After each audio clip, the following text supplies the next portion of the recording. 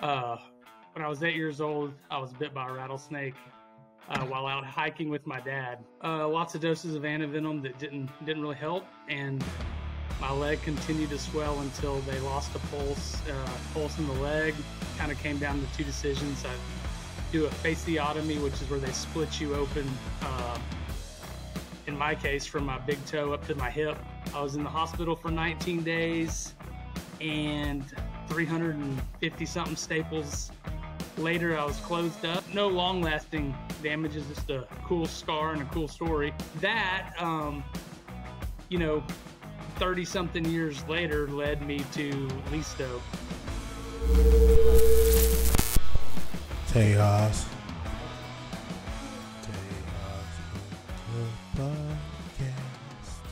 It's the podcast for you and you and you and you. What's up, guys? This is another episode of the Tejas Hunt Club podcast. This one right here, I'm really excited for. This week, we're going to have on Trey Dyer of Listo Provisions. This is a product that I've been following for a long time and been a user of. He makes snake-proof gaiters. If you're like me, I like wearing the most comfortable shoe I can when I'm hunting, and having these snake-proof gaiters to go over any shoe that I want to wear has been awesome. I used them on dove hunts in North Texas. I even took them to Idaho, warm in the snow, and they work great. They're not 100% waterproof, but they're water resistant, and my boots stayed pretty dry even walking through, calf deep snow.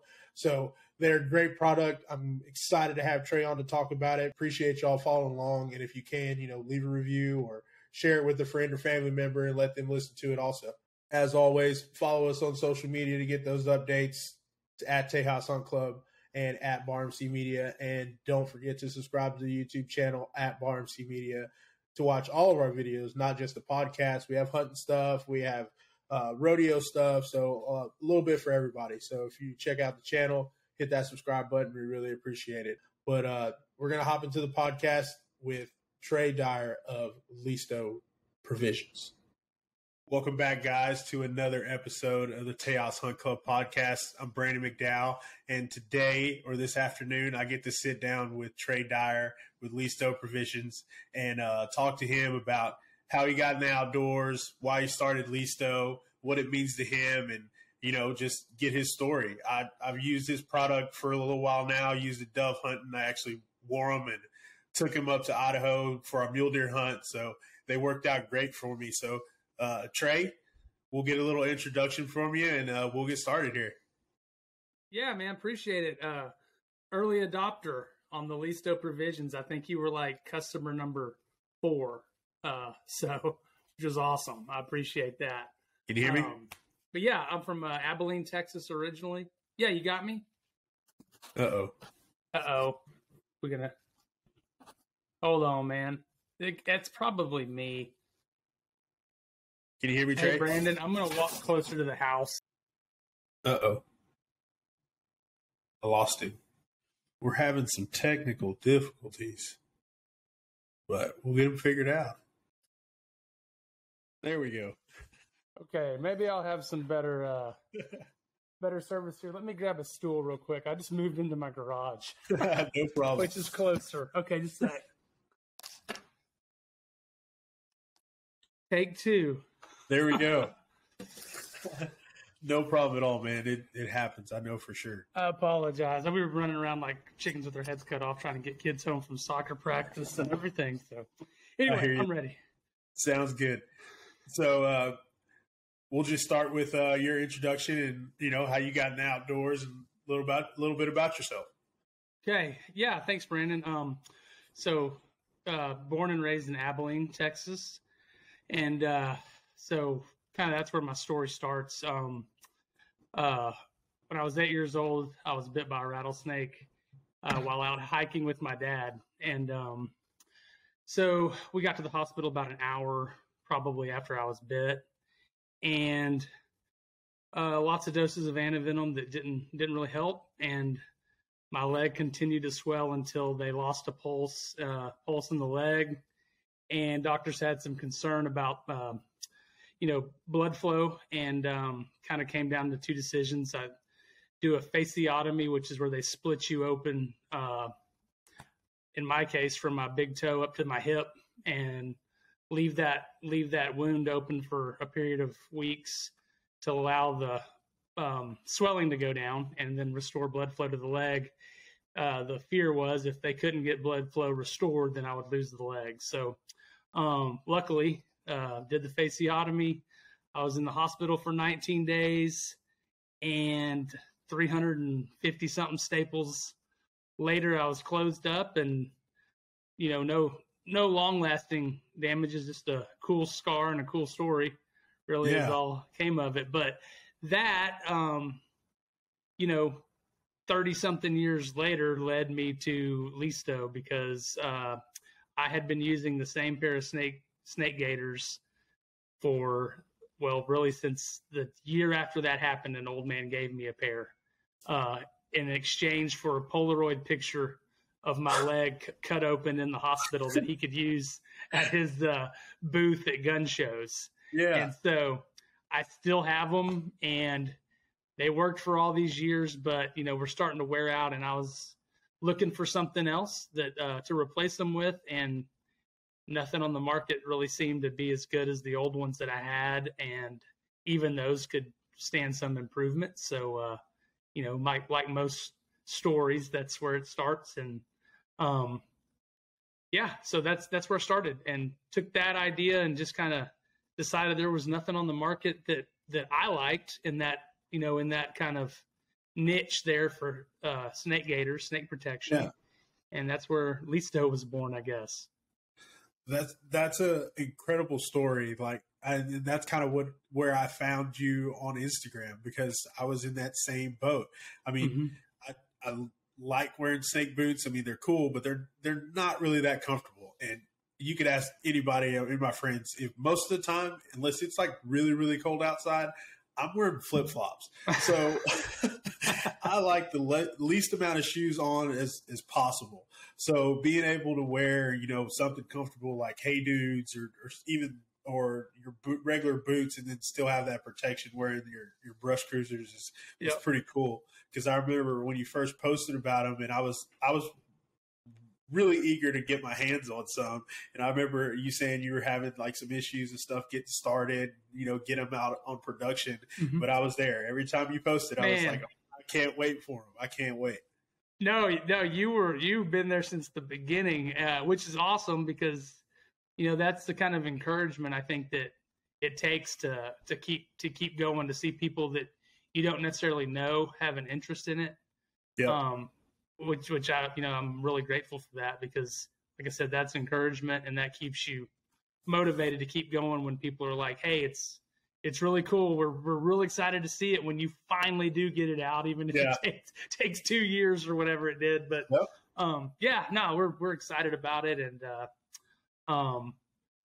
there's other benefits to it. I mean, it's snake protection, but in my opinion, and I feel like I've got a pretty decent feel about it since I've been bit. But, if you broke it down, it's the 1% or probably less of the time that you may actually encounter snakes. Yeah. You've got that little bit of level of insurance and confidence, and it allows you to enjoy what you're in the field to do in the first place. Yeah. I know when I was 12 years old, not far removed from being bit, go dove hunting with my dad or whatever. I would go and have fun, but man, my head was on a swivel the whole time. Like, cause you just, once bit, twice shy. Right. So you're not going to forget that. No. And so that's great. But where they really shine, in my opinion, is everything else out there: cactus, thorns, catclaw, yuccas, lechuguilla, all that pokey stuff is, I mean, they do great in that. I've worn them in Arizona on coos deer hunts. I've worn them in West Texas on aoudad hunts, where a hunt where you need a good boot. You need a lace-up hiker with some support and stability, which a snake boot's not going to offer you, a Justin or a Chippewa. Not at all. And, you need that good boot, but you also want that little bit of protection, whether it's from snakes or, like I said, from just just the stuff, man. I mean, cactus and everything else. And that's where I think they really carry their weight. Like if you ever get hit, it's going to make all the difference in the world. But the day-to-day of brush they shine. Yep, they really do. And we use them turkey hunting and everything. So, yeah, they worked awesome. I even used them, walking out to the stand, whitetail hunting, just in case, just walking through the brush and everything. Yep. Especially when those days we were sitting out there in October and it's hot outside. So you really don't be wearing pants. You're wearing shorts and like your boots and then, of course, the brush cruiser. So they came in handy for sure. Yeah, my wife even took them another direction and wore them on a late November pheasant hunt in South Dakota. And which, it's like it's frozen snow on the ground. But what she came back and told me was, and you might have experienced this on your mule deer hunt, but she said, like the cut corn, all the frozen cut corn stalks. I mean, she said those were no joke on people's shins, but no, with the brush cruisers, they were fine, Yeah, they work great. Even we're walking through the snow and everything, and I stayed pretty dry with them. I know you said like they're water resistant, but they still work great walking through the snow. We were probably 6 to 8 inches in spots, so it came up pretty high, and they were awesome. My pants were dry. That's great. No, I've had you and a couple other guys that have used them in snow conditions. That reached out to me ahead of time, like, "Hey, are these going to work in the snow?" And I'm like, "Man, they're DWR. They ought to be fine, but not really the intention. But if you can use them in multiple seasons, and that's even better." I don't know if you saw the picture on our Instagram page, but Bowen Parrish on a general tag in Colorado this year shot a great mule deer buck in the snow, and he's wearing his brush cruisers. And I was like, "How did they work?" And he's like, "Man, they were great." So that's pretty cool. Oh yeah, especially when they can adapt to different things. And like you said, you probably didn't have that for planned when you were designing them, but just so happened, the design and the thoughts that you put into everything else applied to that too. So it's cool when you can build products like that and, like have people use them and apply them like. So. Oh, it's fun. It's a lot of fun. And it's I have a friend that calls those Easter eggs when it comes to products, little things that you discover later. And that's kind of like our carry bag, I get a lot of feedback that bag is probably just as cool, if not cooler than the brush cruisers. And it really is. Yeah. Yeah, you can never forget them because they're always back in the bag. Throw them in the bag, and I've used that bag for other things.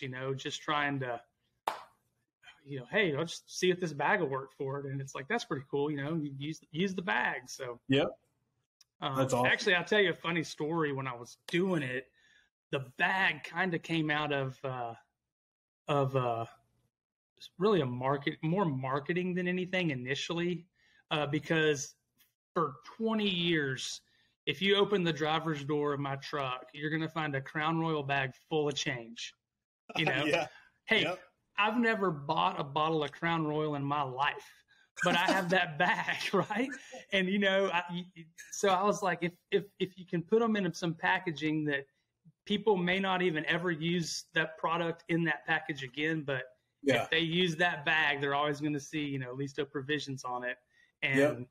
And if it's utilitarian, then that's great. So that's kind of where that came from. That's a great idea. I mean, same thing. Like I grew up, put change in the Crown Royal bag. Like I wish I could go back and like figure out who was the first person, that started that. Like, how did that grow like it has? That'd be pretty cool. Yeah. I mean, I've had 2 of them bust, like finally I lift it out of the door and they just explode. So these bags won't do that. yeah. That's awesome.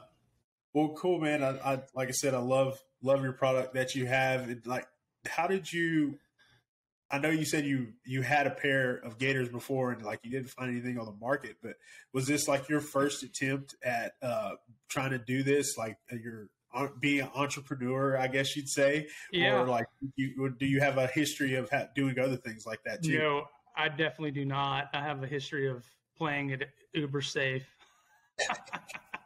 which doesn't really fit. But No, it was my first stab at it. I've, like most people in hunting and fishing and into the outdoors, you kind of, you like gear. I mean, we're all gearheads in a way, right? And I've been lucky enough to have some friends and acquaintances that have had successful outdoor brands. And so that, I mean, was huge in helping me out, with the right contacts, the right people. The one thing I did know going into this is that I don't know anything. So that, and if you know what you don't know, I think you're dangerous. And that was, it's like, hey man, I don't know anything about this. And it's like, well, you need to go talk to this guy, or you need to go talk to this person, or have a phone call with this gal, and that's the only way I was able to do it, because I don't have a history of sewing. I don't have a history of product development or marketing. I got a history of getting bit by a rattlesnake. Like that's my history, right? That's so, it. Yeah. Well, that's cool that you were, smart enough and like aware of what you were good at, what you did know, and then like what you didn't, and be able to reach out to those people and like take that help and build up on that. That's pretty cool. I kind of like understand, doing like the photography and videography stuff. Like I didn't know anything about it. Megan did. She shot photography during high school. Like I took one photography class in high school. I did pretty good in it, and I've always kind of had like a marketing kind of deal. But I had my minors in marketing from Sam Houston State, but I didn't really have the technical skills. I didn't know, if you handed me a camera, I didn't know how to run it. I didn't know how to do any of that. And I went to YouTube school, and that's where I learned it. And I'm reaching out to people on Instagram and asking questions and stuff like that. That's how it came along. That's awesome. I know to turn it to A for auto. That's what Yeah. And that was like the first thing Megan told me. She was like, you're not doing that. You turn it to M and work off manual, and you learn that way. So yeah, it was definitely trial by fire, but we figured it out. Now it's like some of the stuff, I go back and look at old videos that I was so excited, while I was editing, or like photos I took, and like looking them now, and I'm like, oh my gosh, how did I even? That was good. But it's you learn and you develop and you get better. So it's like you said, it's a ton of fun to like go through that process. Cool. Yeah. So tell me, like, I know you said the rattlesnake happened like when you were on a hike and stuff, but how did you start hunting? How did you start fishing? Was hiking your first outings in the outside? Yeah, West Texas. My dad always hunted and loved to hunt. My grandparents loved to fish, but they didn't do it the way that, we kind of do it now. It was more of a, like, literally a pastime, it was a hobby. And my family, grandparents, great grandparents owned a ranch in San Saba County. So we would go visit a lot. And I mean, I got to spend plenty of time outside, but hunting wasn't, think about it. And these days, like, if your kid hadn't shot a 130-inch buck by the time they're 6 years old, it's like, well, what are you doing? What are you waiting for? And I mean, back then, I think dads had it figured out back then. They left the kids at home. And I mean, it's great to get kids in the outdoors, and I love taking mine, but like, it just wasn't the case, right? You just, until you were of a certain age. And, so the hiking thing, that was really a one-off deal that I don't know, my dad dreamed it up for something to do on a Friday.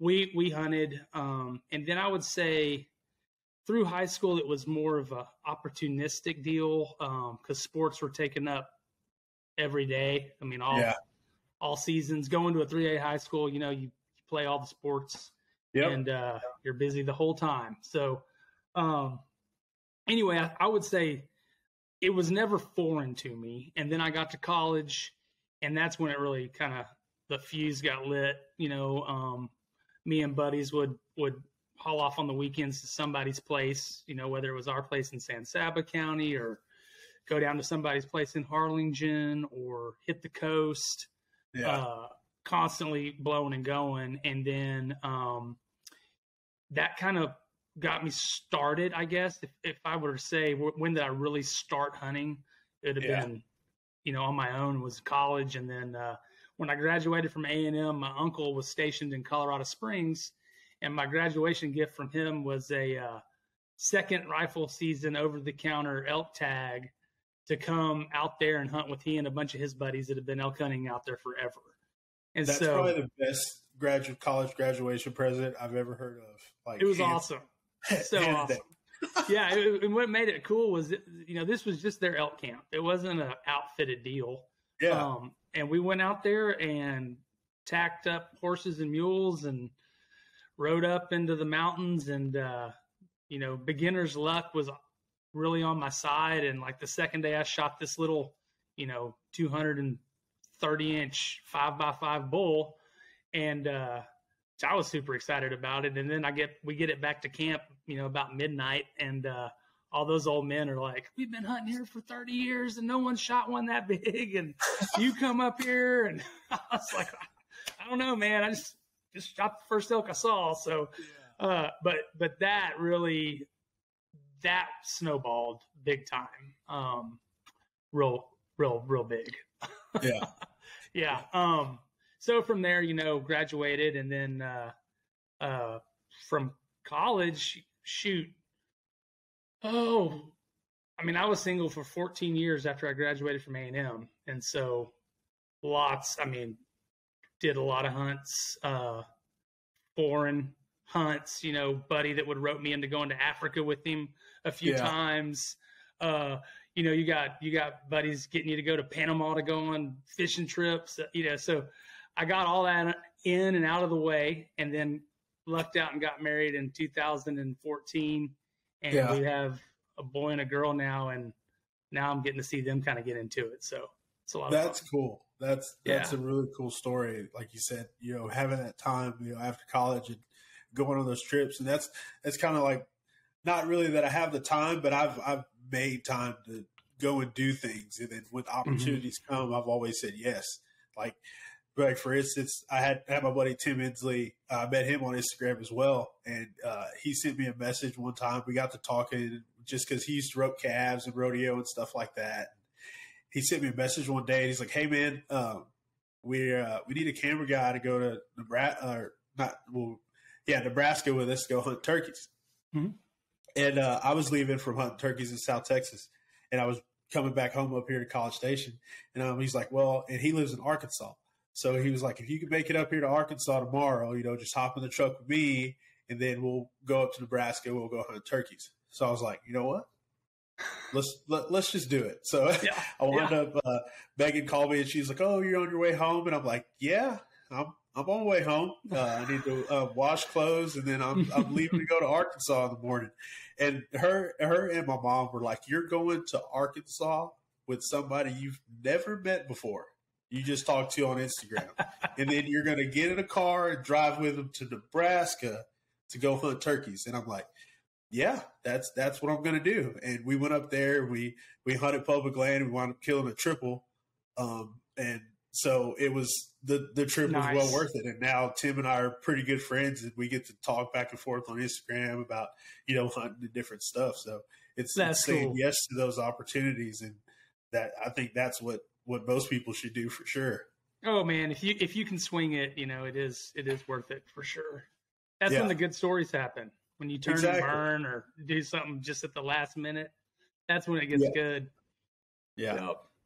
That's pretty cool. Well, what was I guess you said you did some international stuff and going to Africa and then fishing in Panama. Like that's awesome. I see one of your mounts from Africa, I think back there behind you. As I sit in my garage, you notice they're all in my garage and not in the house, right? Yeah. I see it. That's funny. But what was that like? Oh man, it was incredible. So, the first trip, I went to Zimbabwe in 2006 with a friend of mine. We had no business booking that trip, but we were going, and it was about a year's worth of mowing yards every day after work and putting it in a coffee can until you were like, I can cover it, and this is what I can shoot, and I can't shoot anything else, and then I can come home. But we went in 2006 to the Save Conservancy in southern Zimbabwe, which is super cool. And that was like my first taste of Africa. We did kind of a traditional plains game hunt, and zebra, wildebeest, warthog, kudu, impala, baboon, I think was the six, kind of run of the mill lineup. Yep. But it was so cool because it's truly wild Africa. There's some opportunities in South Africa that I think people get kind of disappointed in when they get there, because a lot of that stuff isn't even actually native to South Africa. It's all high, there's a lot of high fence operations. And where we were in Zimbabwe, straight conservancies. I think we were on about 1 million acres. It was, and running into elephants and lions and cobras and puff adders and you name it, man. It was cool. And so, and it was just like everybody says, you're already planning your trip back on the plane ride home. You're just like, I got to get back there. And so we did. We went back in 2012 to Zimbabwe again, and we went to Western Zimbabwe over by Lake Kariba. And that trip was kind of more of a specific trip. We were doing a Cape Buffalo hunt with other opportunities if they presented themselves. And we actually went in December because that's their hottest month of the year. Yeah. And it was on a deal where it's like, look, we got, 2 buffalo tags left. They're not, if you're willing to come in December, you can have them at a discount. And we're like, well, yeah, we can do that. And they're like, now I got to warn you, it's like driving around in a blast furnace all day. And we were kind of like, we kind of do that like 9 months out of the year here, it feels like. So we got there and it was definitely hot. I'm not gonna sit here and say it wasn't hot. It was definitely hot, but we had a little bit of a head start on that, and had a great trip there. Did kill a Cape buffalo, I guess that one right there. And let's see, is that right? Yeah, that's right. And I also got to shoot a tuskless elephant on that trip, which was really interesting because it was a management tag. And, my guide was like, hey, I got this management tag. Are you interested in shooting a tuskless elephant? I'm like, man, I never even thought of that, but yes, let's go, And it was an experience for sure. Like, you're not going out and shooting a school bus parked in a parking lot. Like, those elephants are super interesting. I never understood how you could not see an elephant standing in the brush 40 yards away from you, but it's possible. It's possible. Yeah. So that trip was really cool. And like I said, that was a 10-day hunt in Western Zimbabwe. And then the last time we went, which I think may be my last time, I don't know. I kind of want to do other things. You start doing the same. They're all different hunts, but all that time, for me anyway, it would take me 6 years to save up for a trip like that. So that meant I wasn't doing really anything else that big. Yeah. And so the last one was Burkina Faso, which is Northwest Africa. Okay. By Mali and like Ivory Coast. I mean, this is a weird one that my buddy found. And most of their hunters are from France and from Europe because it's closer, that north. And you hunt with a translator because your PHs don't speak English. They speak French, though. And so you end up with this translator who doesn't speak English that well either. And they're the ones that are trying, and most of them don't even hunt. So that's like their first time in a safari camp, the translators. Like my guy who I loved, Remy, like the first day he shows up in like a neon green, soccer jersey, like ready to go. And I'm like, hey man, you got a different shirt or, so I gave him like a green Under Armour t-shirt or something. I'm like, hey, wear this. But that trip was really cool because it was so off the beaten path and so odd. Like, and we shot Western Savannah buffalo, which are kind of like a miniature Cape buffalo. Okay. On that, and then that's where all the roan live. That's where you want to go to shoot roan, waterbuck.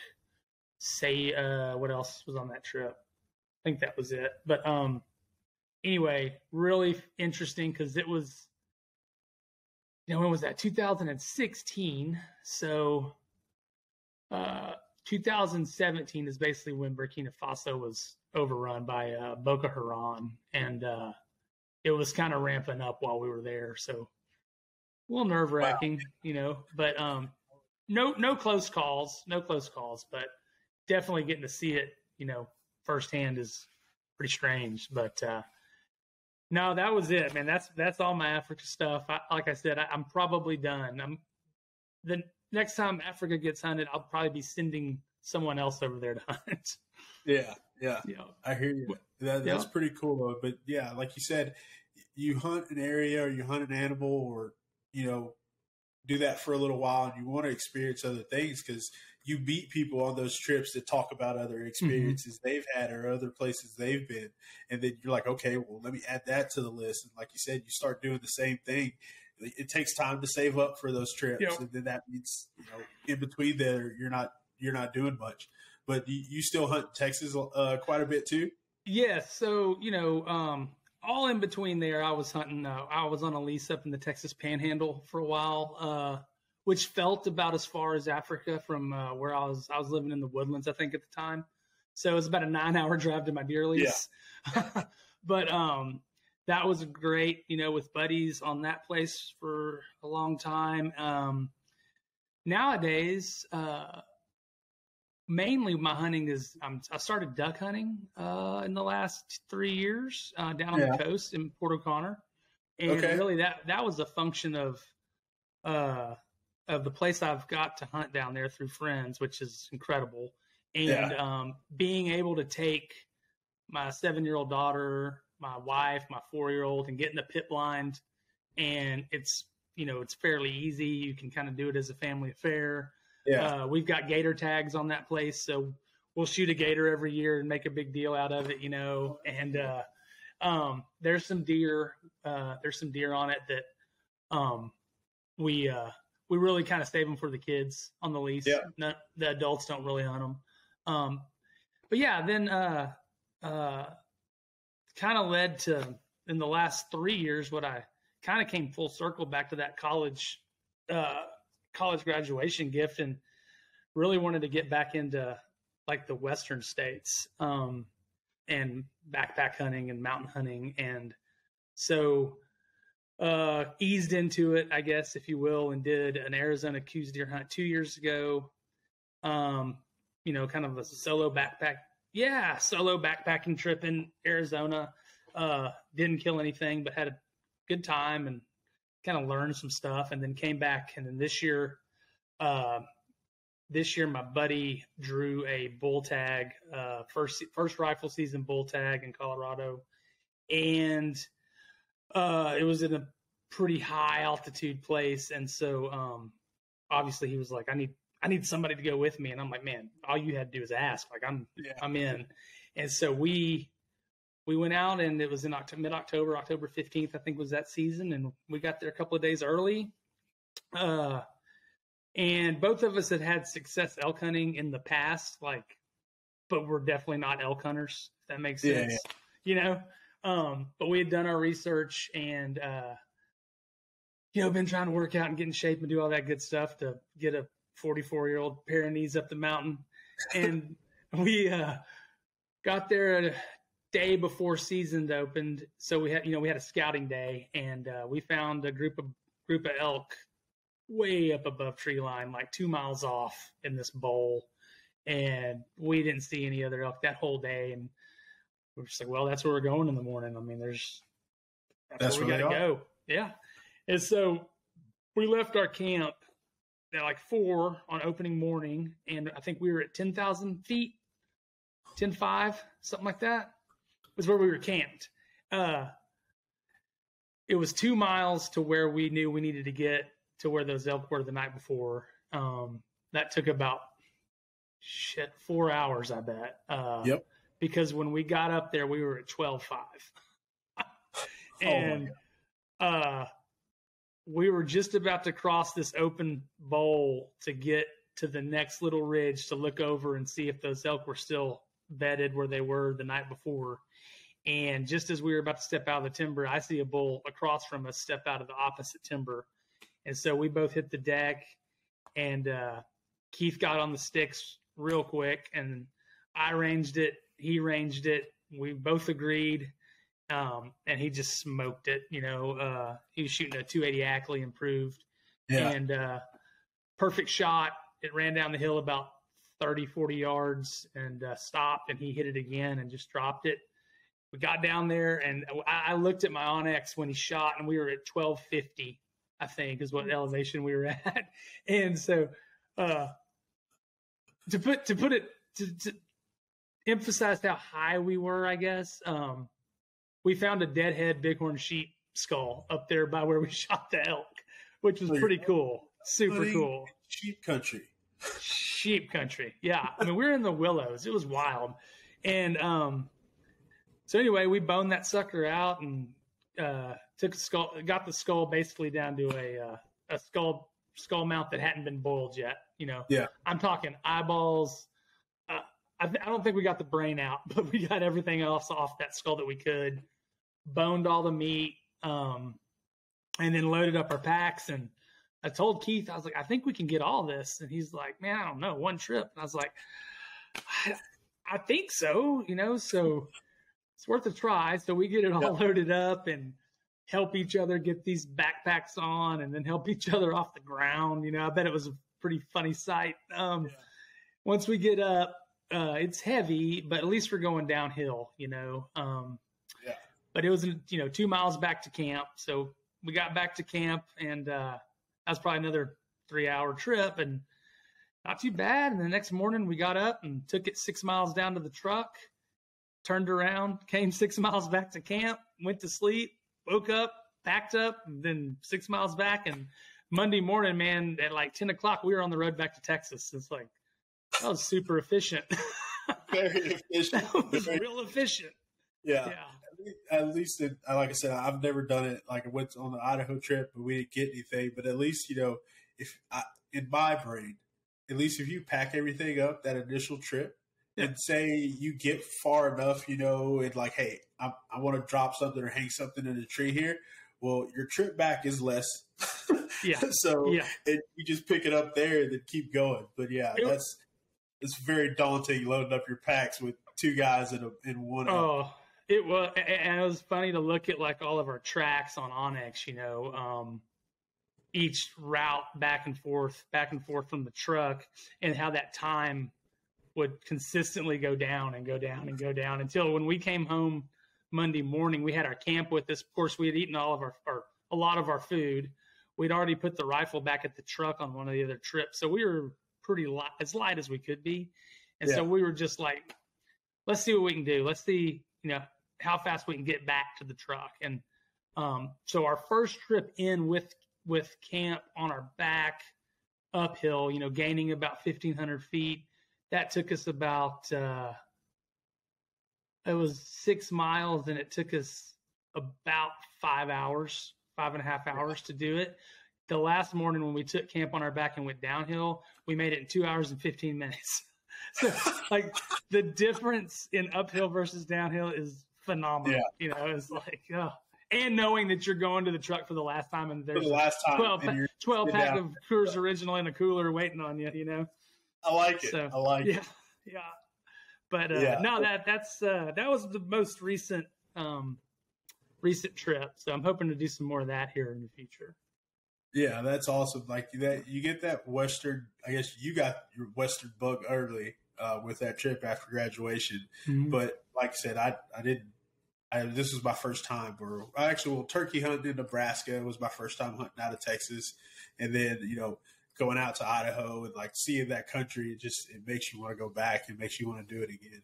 Sure. Elk deal is I haven't hunted elk yet, but at this point in time, I'm more of a mule deer guy. I don't know if it's because of the whitetails and stuff, but mule deer get me a little bit more excited than elk. I just, to me, it's like it's mule deer consistent. It's the same thing. I feel like when some people's idea of elk hunting, is bugling in your face and crashing through the timber, and the likelihood of getting that experience is, pretty slim. Yeah. Yeah. You got to be at the right place at the right time. But when you do get that chance, it's awesome, I'm sure, but it's few and far between. And then when chasing mule deer, it's the same thing. You're playing mind games with them and trying to beat them at them living. Oh yeah, I went to Colorado 3 or 4 times after my uncle had invited me up there during archery season, and with some buddies, and then we went there because I'm like, well, I've been to this one place. I don't, it's before Onyx. This shit is before Google Earth. I mean, we didn't know. Yeah. Look at the Colorado hunting guide and flip through it, and I'm like, well, I know this place. So we went there, and during archery season, expecting exactly what you're talking about. Oh, they're going to be bugling and blah, blah, blah. I mean, we didn't hear an elk, didn't see an elk. I mean, So, who knows on that? But I'm going to put in for some mule deer states this year again and cross my fingers, Yep. Yeah. Pronghorn's pretty high on my list. I want to hunt one of those, so I might try that this year. I got a couple points in Wyoming that I might try to use and do a pronghorn hunt. Oh, but, yeah. I need to get some more, some Texas hunting out. Audad, I want to chase those. Neil Guy, Axis, all that kind of stuff. I've had an opportunity to film and help guide, I guess you'd say, with other people, but I just haven't had the chance to be, on the trigger or anything yet. But we're working on it. Yeah, that's great, man. I highly recommend Neil Guy hunting. Love it. It's a lot of fun. I got to go on a pronghorn hunt probably 6 or 8 years ago up in the Texas Panhandle through a friend's kind of in-laws deal, that had some country up there. That was awesome. So much fun. So I've been pretty lucky with my access to places for sure. Yeah, but it's all a part of it, just meeting people and, just becoming friends and just get those opportunities, like you said, saying yes. You get invited back when you say yes a lot of times. You say yes and you're helpful around camp, then you'll probably get invited back. Yeah. Don't be a turd. Nobody wants to be in camp with the sour guy or sour gal or however you want to put it. But, everybody wants to have fun and hunt, just be around good people. I tell you what, what's really cool for me too in the hunting circle now is my wife has just got into shotgunning. Like literally this year. So she started shooting in August. She went on a dove hunt out there where you went where y'all at? Roby? Is it Roby? No. Yeah, I think so. You talking about the Stewards Albany. of the Wild? Albany. That Albany hunt. So she was at the same place the next weekend on a TWA ladies hunt. Which was her first ever hunt and dove hunt. And I mean, she got the bug bad. Yeah. And her next hunt was a little, pin raised kick and shoot quail hunt in Wimberley, which was cool. And from there, that's when she went to South Dakota on a pheasant hunt, like just boom. And then 2 weeks ago, she was in out south of Marfa on a blue quail hunt. With Josh from Spoke Hollow. So just ate up with it, which is really fun to see because she's super excited about it. And we've always had fly fishing in common. That's kind of how we met and have we've fly fished tournaments and on the coast together and fly fish together all the time. But now she's starting to get into the hunting thing too, which is super cool. Yeah, it's cool you could do that. I mean, Megan hunts. I mean, she's killed bigger animals than I have. It's funny. She's like I said, we live in a duplex here, but we have her sable and her black buck hanging up. So like the maintenance guys, when we first moved in, they come over like, "Oh, dude, look at that!" They're like, "You shoot that?" And I'm like, "Nope." They go, "What about the black buck?" I'm like, "Nope." They go, "Well, does my girlfriend then, but fiance now. They're like, those are hers. And they're like, well, where's yours at? And I'm like, well, there's a Euro amount of whitetail right there. There's a couple turkey fans in there. Those are mine. So yeah, she's been to Africa. She went on a girls trip a few years ago, and she shot a sable and then mountain reed buck, and then her first big game animal she shot was her black buck. So I was with her on that hunt, and then we've hunted whitetails together since we started dating. So that's pretty cool. We have that in common, and then we fish together too. So it's always like either most guys, their wives or girlfriends don't hunt or anything, and they're like, "Oh, I wish you did." Well, it's kind of double-edged sword. It's fun when they go along, but then it's like, then she wants to go, and then you have to say on those trips, like, "Well, honey, it's kind of a guy's trip this time," and have to deal with that. I kind of joke with her, you just doubled the price of my hunting habit, yeah, or my fishing habit, because. Yeah. Now trips that you would split with a buddy, there's no splitting it. No, there's no splitting it now. No. But it's still fun. It's definitely worth it. Oh, it's a lot of fun. I'd pick this over having to sneak around and hide what you're buying for hunting gear and stuff like that, for sure. That seems a whole lot harder. Right? Yeah. Yeah, man. Yep. Well, that's pretty cool, Trey. I'm glad I finally got you on the podcast so we could have a conversation. We've ran into each other at different events and things, and you're having a booth or we're working or something, so we hadn't really had a time to talk. But I really enjoyed it, and man, we'll probably have to get you on another one to talk about some more hunts that you've got planned. Yeah, for sure. I love it. Thanks for having me. Look forward to getting to see each other more often too, and whether that's, like you said, events, or I used to go to a lot of Aggie football games, but now seats are so damn expensive, and they make you pay for like a 3-year-old to go in those things. So it's getting a little harder. It is, but we try to go to baseball games. Those are a little bit easier. We got some plans. A&M plays Sam Houston all the time, and that's where I went to school. So we'll try to make those games and stuff. But yeah, if you do come through College Station, let me know. We'll grab a bite to eat or something for sure. Yeah, man, we'll go to the chicken. Let's get a burger and a bucket.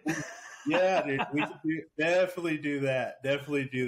Yeah. Well, yeah, man. Well, maybe sometime too we'll have to share a hunt camp at some point. Absolutely. Yes, sir. But yeah, thanks for having me, man. And I guess Listo Provisions, www.listoprovisions.com, and at Listo on Instagram. So definitely, if you're in the market for some stake-proof gaiters, these are the ones you need to check out. I wear them. They're awesome. They're comfortable. They don't make you sweat. They're, like I said, they work great. So thanks, Trey. Talk to you later. Thanks, Brandon.